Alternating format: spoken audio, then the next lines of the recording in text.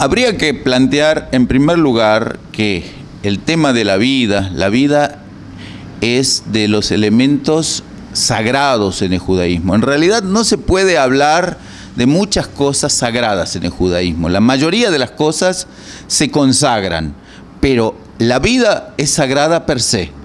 Ahora, desde el punto de vista de la tradición judía, la vida intrauterina en sí no es considerada en el mismo nivel de vida que la vida de una persona que ya nació y que ya vive y que ya afrontó los riesgos prenacimiento y del nacimiento mismo.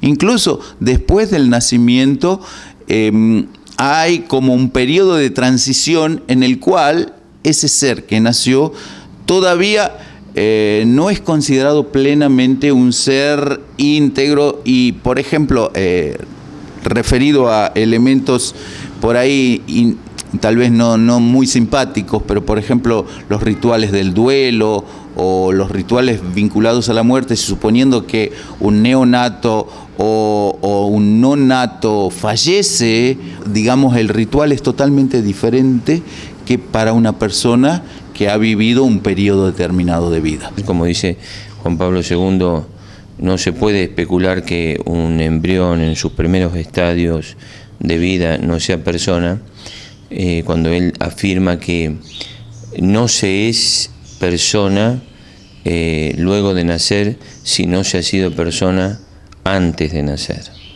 Eso significa que desde el mismo instante de la fecundación allí hay una especie humana. Esto es incuestionable en el orden biológico. Es incuestionable, es decir, nadie puede hoy apelar científicamente. Otra cosa es quiénes o cómo o en qué tiempo los científicos quieren reconocer la vida humana, que lo que prevalece en el mundo científico es el informe de Warnock, que señala que se puede hablar de vida humana recién al 14º. Pero aún ellos no niegan que en el momento en el que se unen los dos coprincipios, espermatozoide y óvulo, hay especie humana única. Hay una especie humana, hay un proceso, un evento de vida que es imparable en el orden biológico, autodefinido y autofinalizado. Esto no lo puede negar nadie. Entonces, indudablemente que todo lo que interrumpe directamente ese proceso, ese evento de vida, que lo que se llama en la bioética la ontobiología, indudablemente que es suprimir, cegar, parar, matar la vida de esa especie humana, ¿no? También debemos decir que en el tiempo hubo una evolución. Evidentemente que en su tiempo las probabilidades del fallecimiento de un neonato y de los problemas vinculados al parto eran mucho mayores siglos atrás que en nuestro tiempo.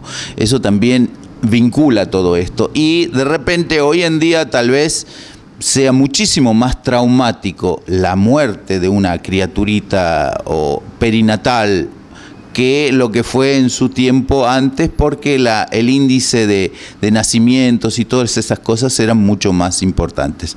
Pero yendo un poquito al tema de lo que nos planteabas, también podemos decir que en la idea del judaísmo, y esto por ahí resulta un poco chocante, pero siempre desde el concepto bíblico priva la vida del ser adulto, del ser nacido. Es decir, por ejemplo, la vida de la madre está por encima de la vida del ser que está en gestación. Y suponiendo que el ser que está en gestación pone en peligro a la vida de la madre, entonces, en realidad, desde el punto de vista del judaísmo, si es que esto es así de severo y que continuar un embarazo en estas condiciones pone en peligro a la madre, es legítimo interrumpir un embarazo. Científicamente se plantea que en el momento que se unen los dos coprincipios está todo el patrimonio genético. Es decir, está toda la información genética en esencia de todo lo que va a ser esa persona en su constitución física y también psíquica. Entonces estamos hablando de una información, Jérôme Lejeune plantea esto, justamente Premio Nobel de Medicina, el planteo del patrimonio genético como una posibilidad fundamental en el camino del reconocimiento de la dignidad de la vida humana. A mí me tocó hacer la tesis en la UNESCO sobre antropología y genoma humano, y le puedo decir que leyendo todas las revistas y los trabajos en la UNESCO, muchas cosas se apelaban, como por ejemplo hacer clonación, pero desde el descubrimiento del genoma humano nadie planteó la necesidad de hacer abortos, porque quedaba no solo en claro de que todos los seres humanos, todos, negros, blancos, amarillos, todos somos iguales en dignidad por el patrimonio genético, y que ese patrimonio genético se iniciaba en el mismo instante de la fecundación. Entonces, indudablemente que nos encontramos ante un hecho que es sustancial y fundamental. No se puede negar que desde ese mismo instante de la fecundación hay vida humana. Lo que pasa es que los que toman la vanguardia son núcleos pequeños, hiperactivos y extremistas. Y de esto tenemos responsabilidad todos, porque nosotros le cedemos el espacio a que estas minorías extremas focalicen situaciones y asuman el protagonismo que nos corresponde a la mayoría silenciosa y equilibrada.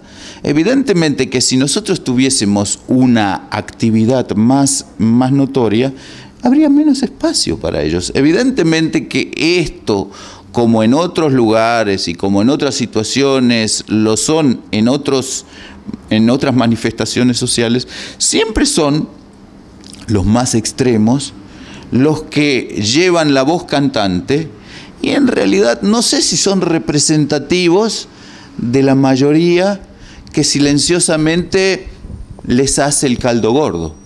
Nunca, de un modo o de otro, un embarazo que pueda generar dificultades tiene solución con otro error grave, permanente a nivel de la conciencia, como puede ser el aborto. Entonces, dentro de las grandes políticas demográficas, acá hay una idea clave, y es que cada día haya menos seres humanos.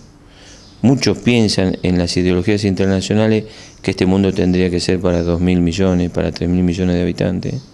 Yo lo escuchaba decir un empresario español: África nos cuesta mucho, África no tendría que existir.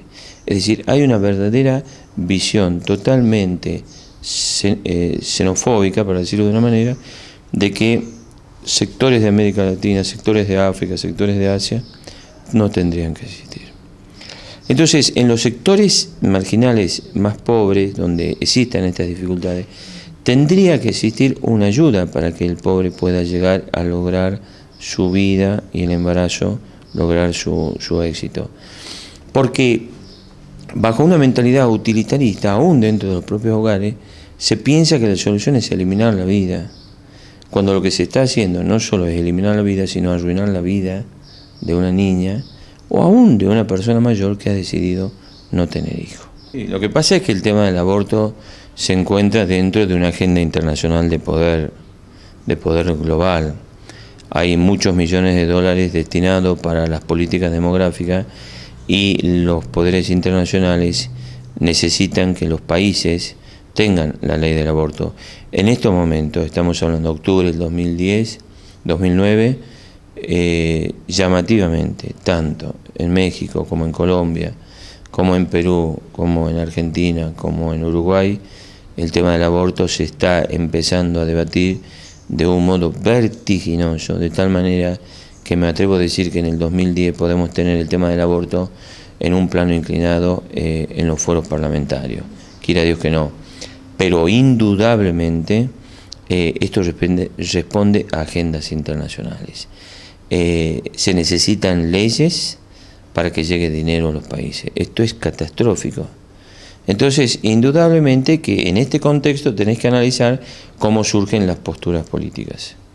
posturas que muchas veces son ambiguas o que temen ponerse con una natural franqueza de decir sí a la vida, porque muchas veces se pierde o se teme perder ciertas anuencias a nivel nacional o internacional.